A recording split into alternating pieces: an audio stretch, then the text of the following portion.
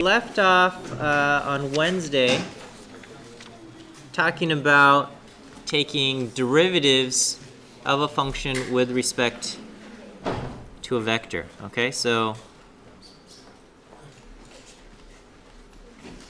we can take a derivative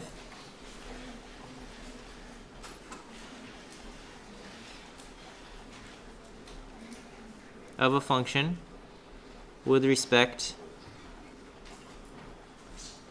to a vector, and when we do this, we call that the gradient. Okay, so the result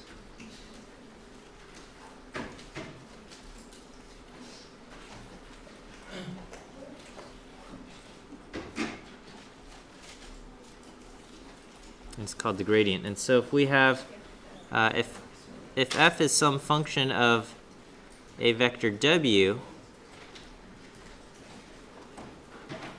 then the gradient of f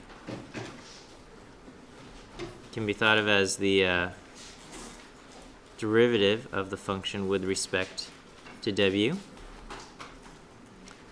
And this is all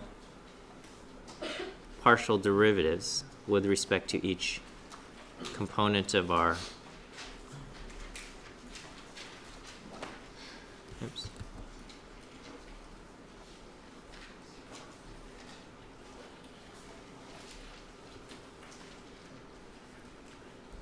that. Okay.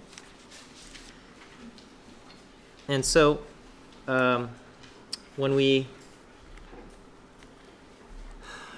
I did a brief demo of showing how we can take a gradient with respect to a vector using the partial derivatives.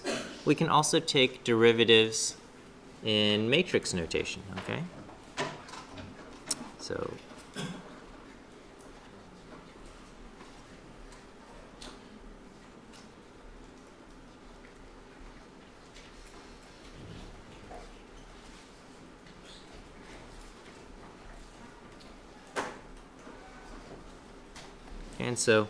we have some useful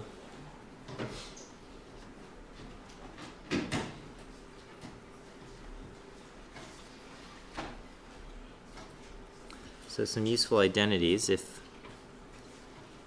over here I'll have the function, and over here we will have the gradient.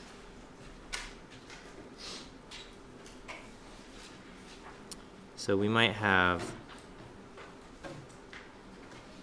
some vector w multiplied by vector x, and the gradient of this, or the derivative of this with respect to w, is just x. Okay? And it might be x transpose w, and in this case the gradient is also x as well. Perhaps we have w transpose w, and in that case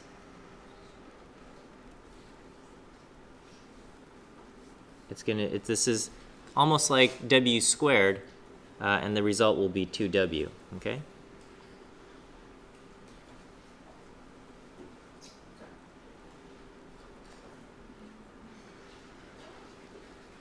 And we have some matrix C. This is a matrix C.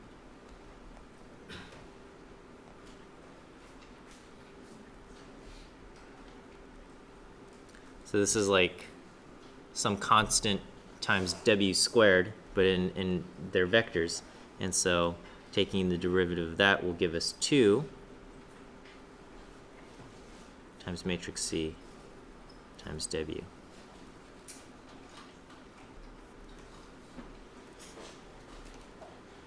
Okay, and so this is how we can take the gradient or the derivatives with respect to a vector and leave it in vector notation. Okay. And so we're doing all of this in the context of linear regression. save this. It's already Friday of week 1, so week 1 is down, 9 more to go, and that'll be our winter quarter. So, yeah. Why is the when you have X transpose W, why is it not X transpose? Why is it just X? Or does it just take a transpose when you take a derivative? Because so W transpose X is it's going to be like a scalar, and so the resulting vector of this, yeah, it's going to just be X. It's not X transpose. Kind of the transpose doesn't really play too much of a factor in. Well, I shouldn't say that. The transposes are useful in making sure our dimensions line up for the multiplication. But yeah, it goes away when we take the partial derivative here, or the gradient. All right, so let me put this in the context of our linear regression idea. Okay, so again, for ordinary least squares linear regression,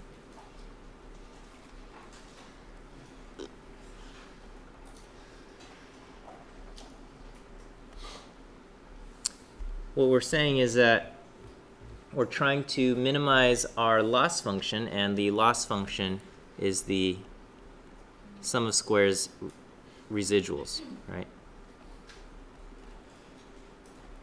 Is equal to the, or actually, in our case, it's the average squared residual.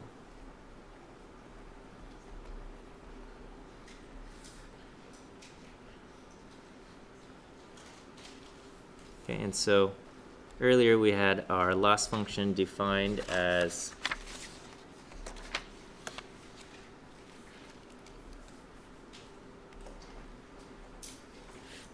one over n times the sum of each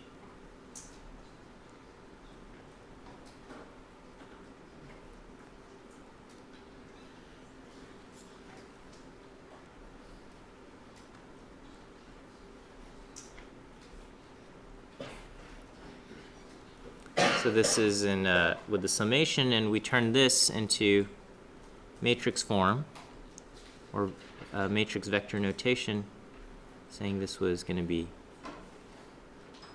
T minus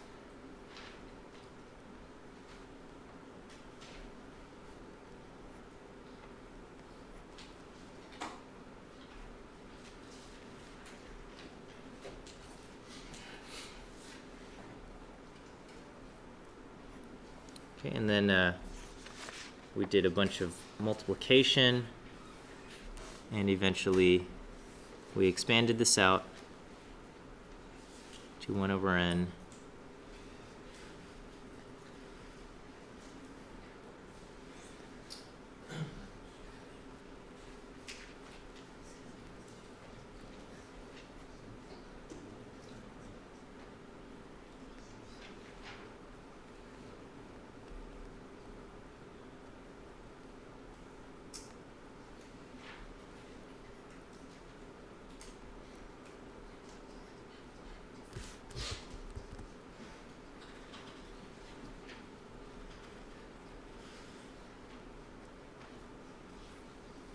Okay, so this is our loss function expanded out.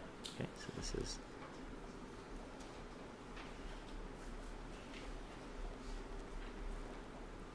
is the average squared residual.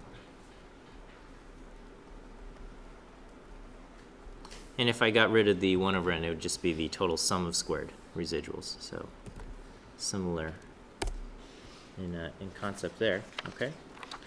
And so if this is our loss function, we can seek out the where the minimum occurs by taking the derivative of this and setting it equal to 0. So, you know, you've already done this in kind of the regular form. And here we can take the derivative of our loss function, our gradient of the loss function,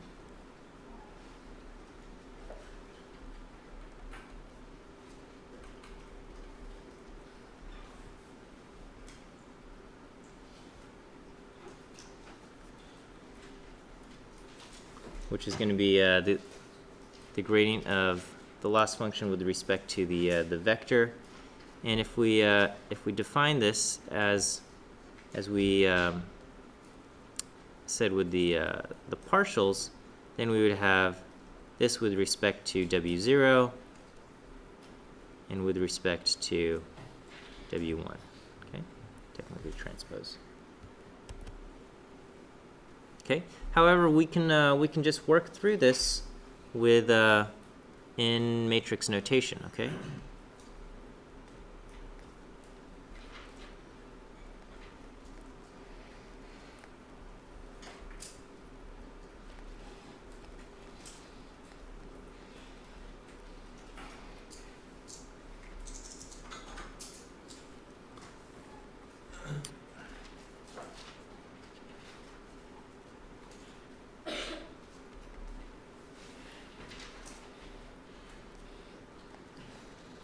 So I'm going to just go ahead and expand this.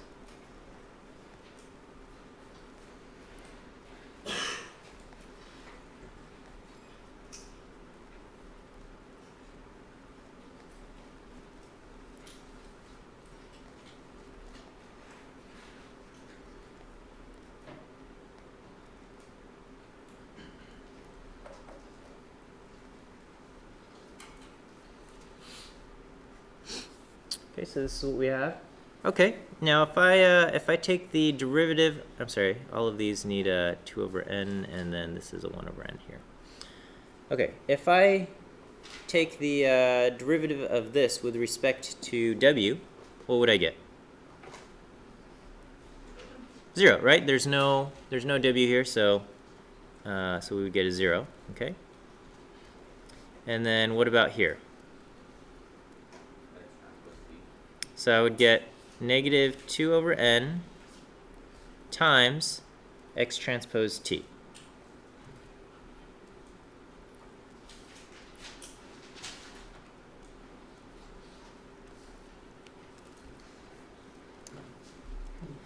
And over here, so this is kind of like the WCW, except instead of a C, I've got x transpose x.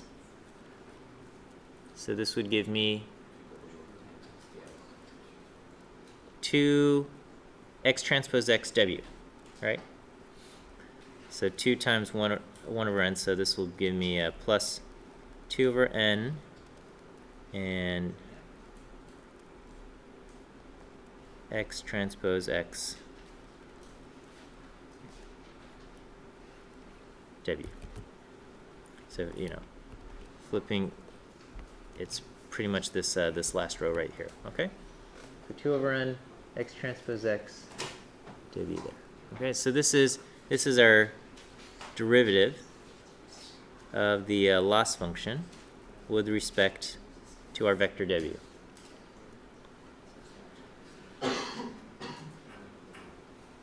Is that okay? And we can, so now we can set this thing, we can set our derivative, set it equal to 0. Okay, and then we will solve for w. Okay, so here I've got 0 is equal to negative 2 over n x transpose t plus 2 over n x transpose x w. Okay, I'm going to just flip to the next page if I may. Okay, and then so the 2 over n's, they cancel each other, and I'm going to add the x transpose t to the other side. So now I have x transpose t is equal to x transpose x W, right? Okay, and so I want to isolate W by itself, solve for W. So basically, I want to get rid of this thing and move it over here on the other side. Now there's no such thing as matrix division. That doesn't exist. Okay, so but what we can do is we can multiply a matrix by its inverse. Okay, so what we will multiply both sides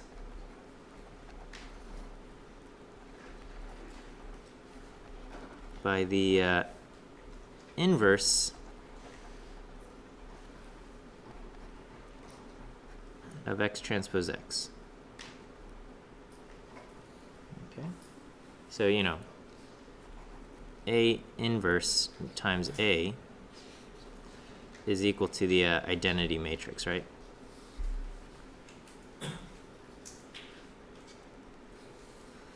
Okay, so I multiply this side by the inverse of X transpose X, X transpose X inverse times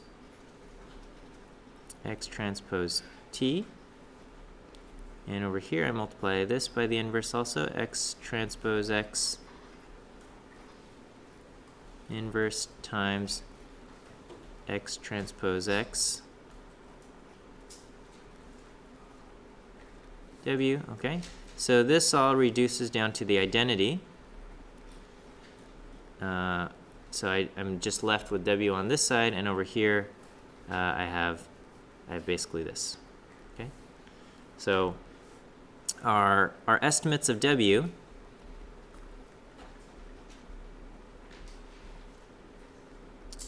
is given by X transpose X inverse X transpose T. Okay.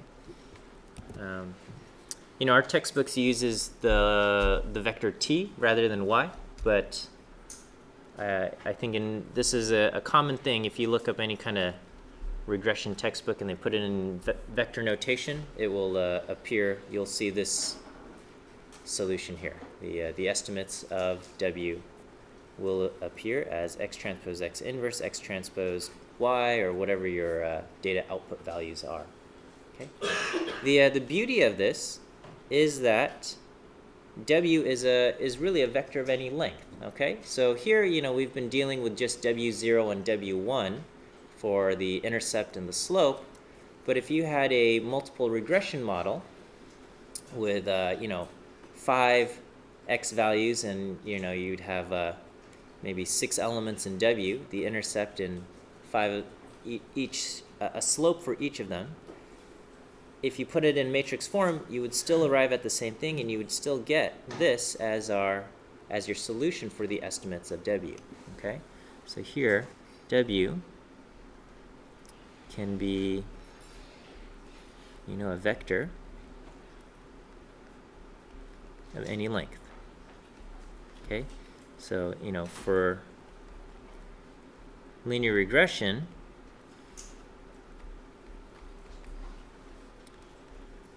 W is W0 and W1, but it could be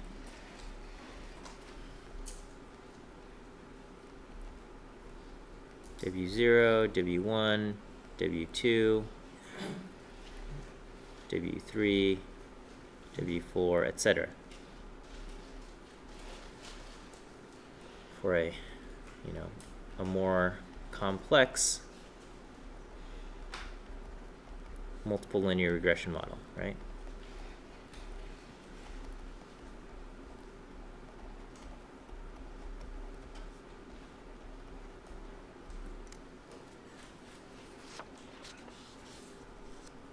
So we have that as a solution. Okay.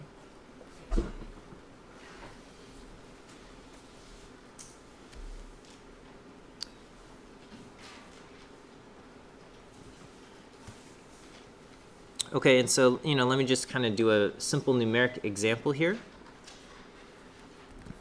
Okay, so we could have the data 1, 4.8, 3, 11.3, and 5, 17.2, okay? And so in this case,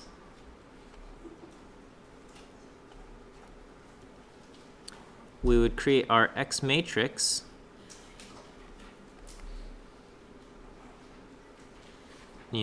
for our kind of our intercept and our slope components.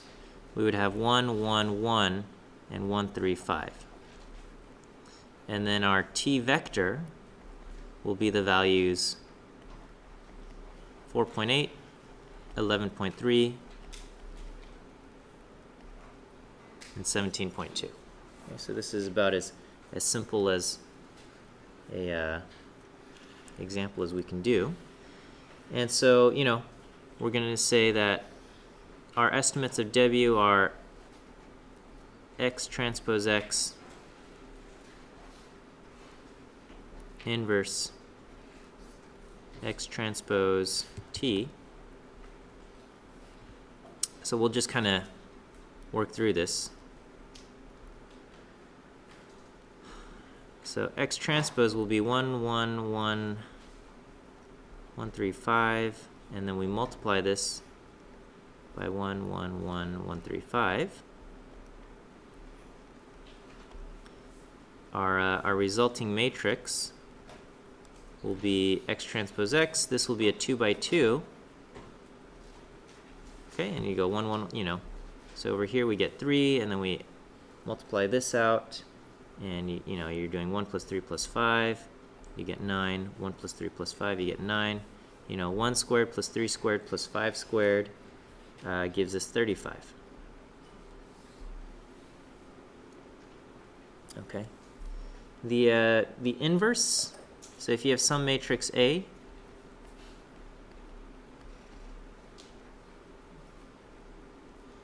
then defined as A, B, C, D. The inverse of matrices gets more and more complicated once you go past 2 by 2. But for a 2 by 2 matrix, it's easy. Okay. So the inverse of A for a 2 by 2 matrix is the determinant AD, or 1 over the determinant AD minus BC times, and then you switch D and A, and then you get the negative C and you get negative B here. Okay. So over here we would do X transpose X inverse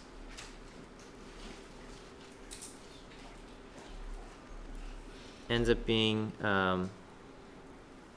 3 times 35 minus 81, okay, minus 9 times 9. All right, so this 1 over 105 minus 81, and you get 24, 1 over 24. So we have 1 over 24 times, switch A and D, 35, negative 9, and 3. Okay, and then so just tacking these on, we'll do X transpose X. I'm getting kind of lazy with these serifs here. X transpose, all right. So here I have X transpose X, 1 over 24. Oh man, this is taking much longer than I wish. All right, so we have this multiplied by X transpose, which is going to be this 1, 1, 1, 1, 3, 5. All right, and so you do this, and the result that you'll get is 1 over 24, 26, negative 6, 8, 0, negative 10, and 6. And then now we can multiply this X transpose X inverse X transpose T. So we're going to take this result, 1 over 24, 26, negative 6, 8, 0, negative 10, 6, times t, which is 4.8, 11.3, 17.2. Okay, and so because I've got, this is a 2 by 3, and this is a 3 by 1, what's my resulting vector going to be? It's going to be a 2 by 1. And this is my w hat, and this gives me 1.8 and 3.1.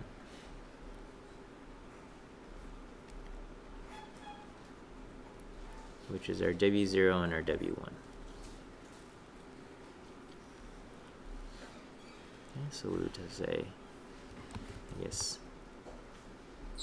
our estimate of t will be 1.8 plus 3.1x.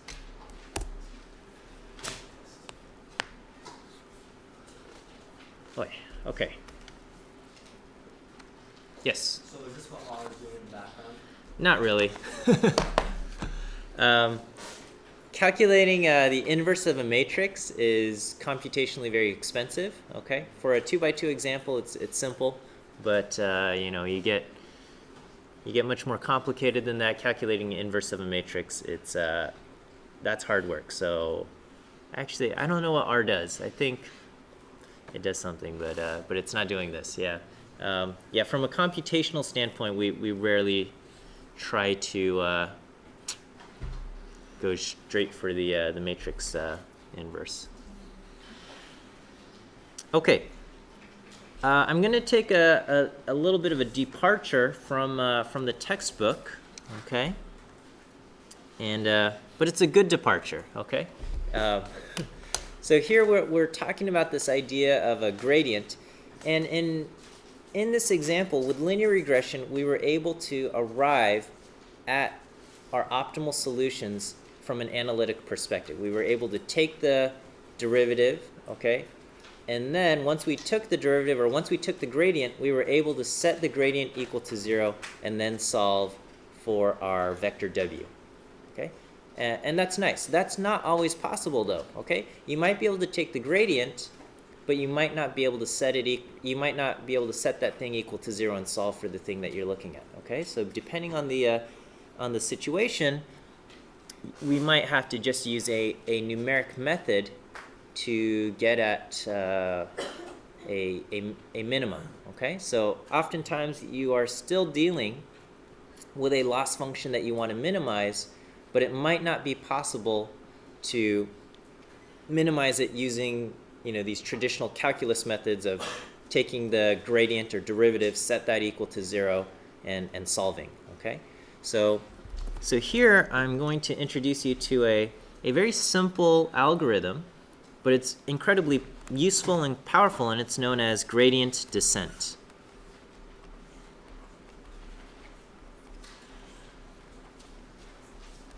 Okay, it's also called steepest descent,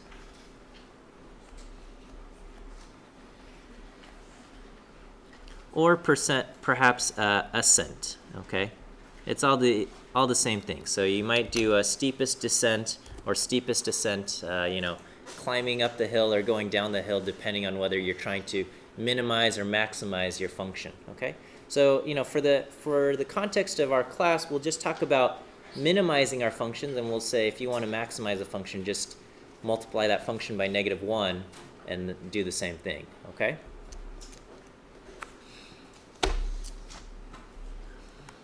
Okay, so the idea behind gradient descent, okay, so just you got to think of the gradient as kind of the vector version of a derivative, okay? And so first I'll give you the example of how this works in a single variable derivative form, and then we're going to just kind of apply that into you know, a multi-dimensional vector form.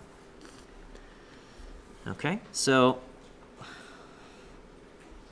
like so using we'll do a one-dimensional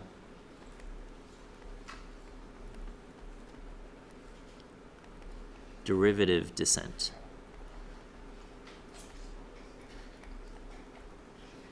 Example. Okay.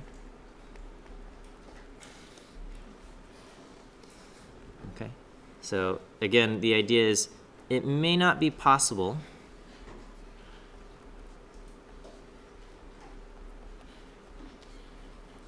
to solve for x or whatever it is that you're doing after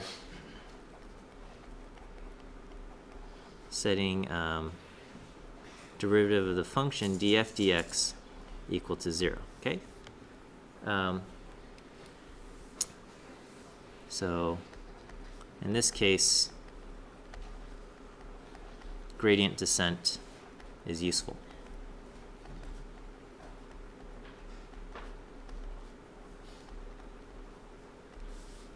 All right, so let's say we have a simple function. Okay, so just for our example, one-dimensional derivative descent example.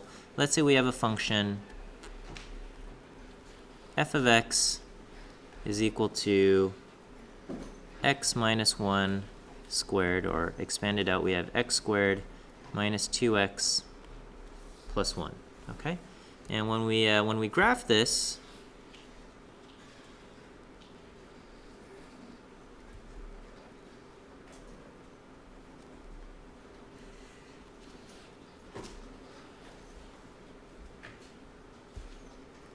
what we get is a parabola.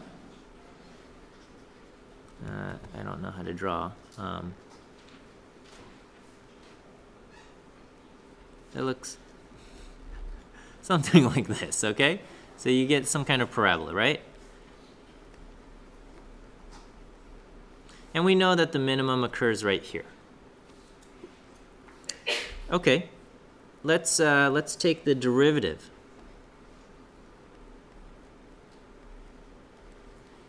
Derivative of this is going to be 2x minus 2, right?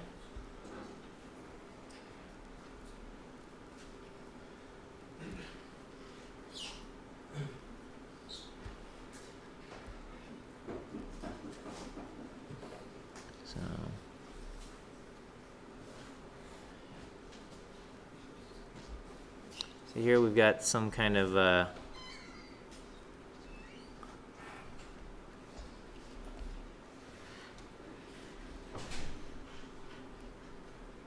okay.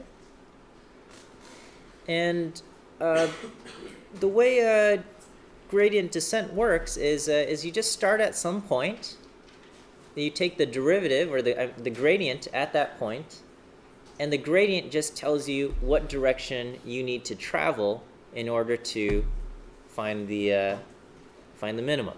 Okay, so you just start at some point.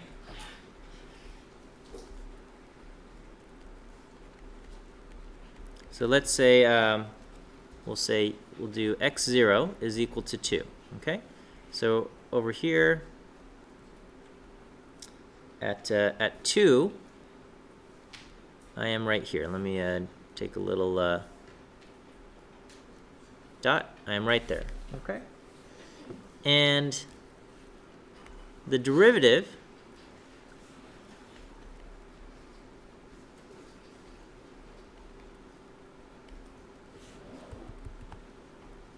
df dx at x equal to 2 is equal to, well, it's equal to 2. Okay, and so what this tells us is that at the point x equal to 2, when we increase x, the function also increases because this thing is positive, right?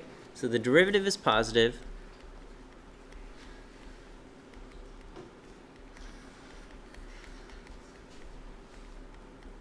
So at x equals 2, increasing x will increase f of x.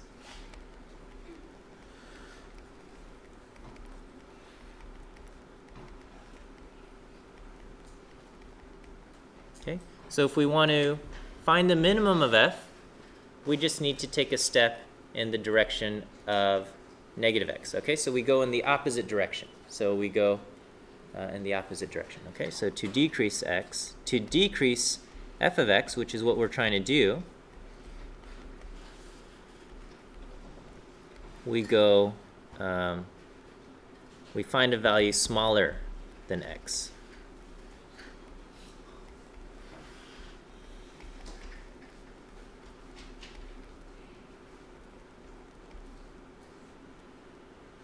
Okay, that's all it's doing. Okay, so if we're at 2, then maybe we would want to step down to 1.9 or something like that. Okay, now if you don't know the function, okay, the idea is you want to take a small step in the negative direction. Okay, now if you don't know what your function looks like, you might think, oh, a small step might be going down, I'm only going to go down 3 units to the left. Okay, now 3 units to the left, though, would overshoot us, okay, and take us too far.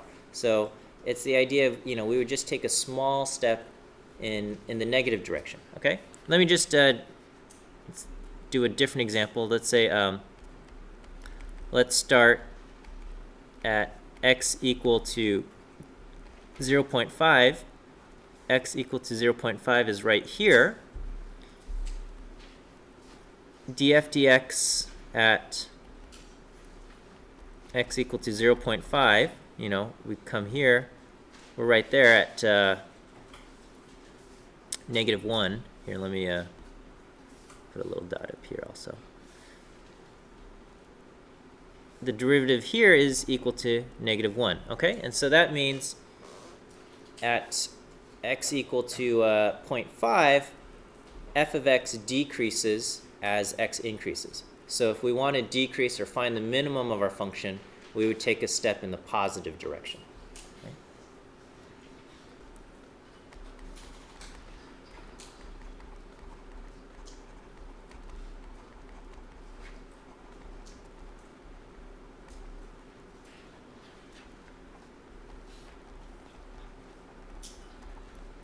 So to kind of at least find a local minimum, so to minimize f of x, we'll take a small step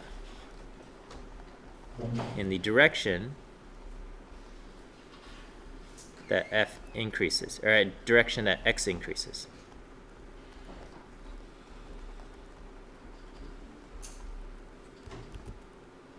All right.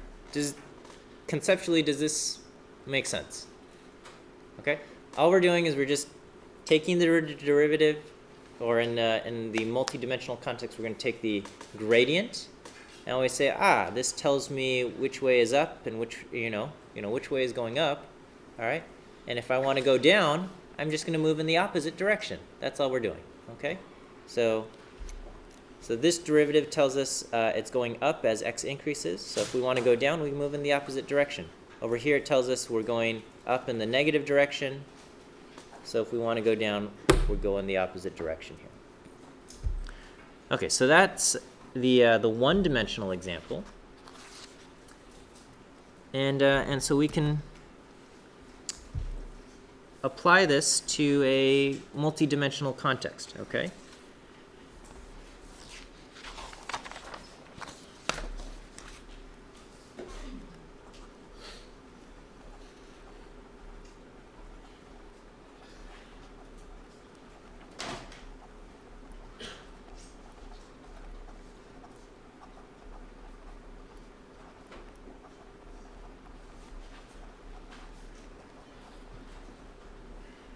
Okay, so the gradient of f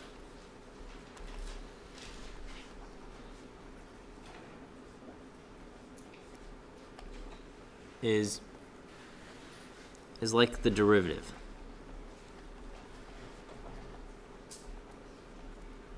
Okay. However, because we're in the context of a multi-dimensional vector, right? So the gradient of f is a vector.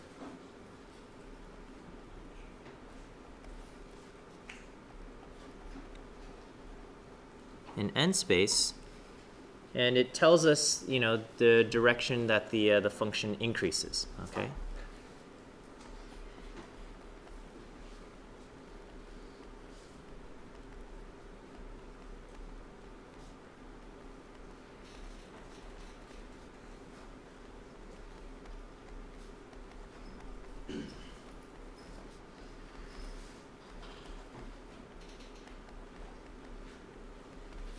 It tells us the direction that the function increases at some point, okay?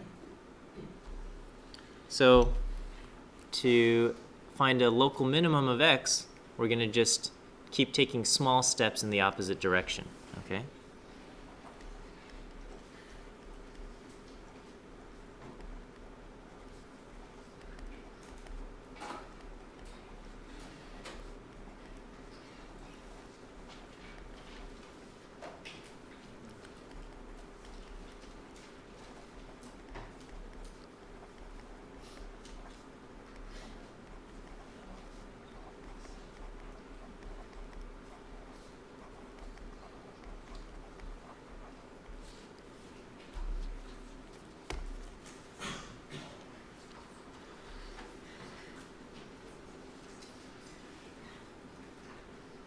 Okay, so we can say, so kind of we define this and say that if we begin at some vector location,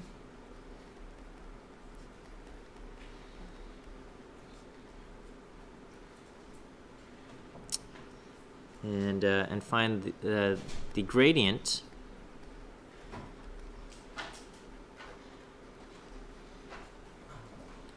tells us which direction increases.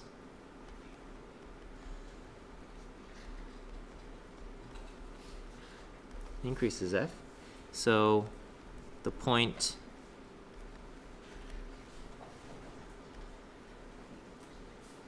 B, which is equal to A, and we're going to move in the direction opposite of the gradient, but we're going to multiply it by some lambda constant. Okay, lambda. This is a constant to make sure our step is a small step. Okay, or I'll just say a value to make sure we're taking a small step.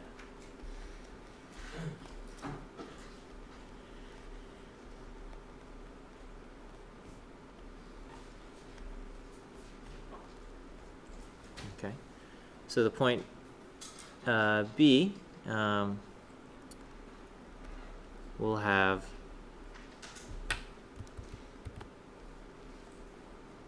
f of b less than or equal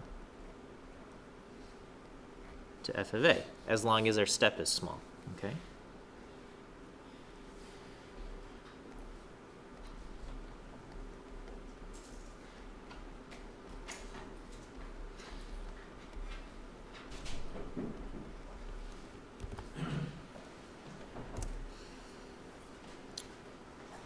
All right, is this okay so far?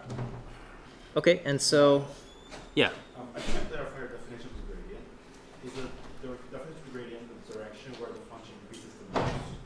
Yeah, it's the gradient at some point. So I guess later on we'll have more formal definitions of all of this stuff. The gradient tells you the direction that f increases the most. Okay, and we're going to just travel in the opposite of that direction. But is the opposite of the direction is there the greatest decrease as well?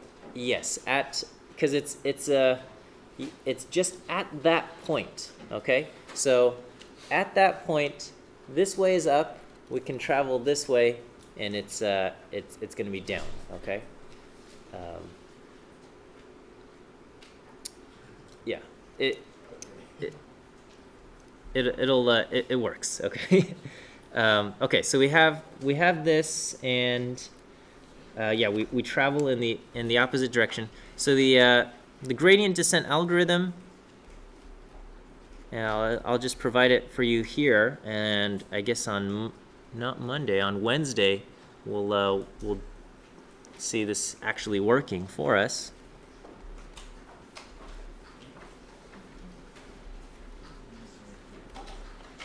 Is that start with some point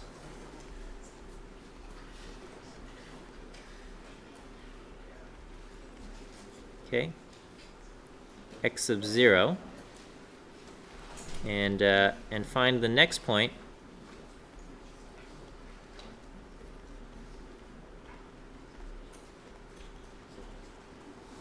using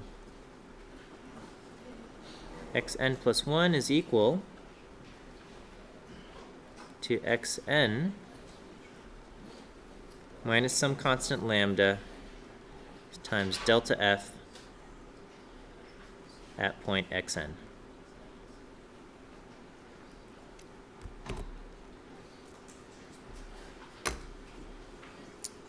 Okay, and we will stop here. We'll pick up on Wednesday. Enjoy your weekend, and we'll see this working out.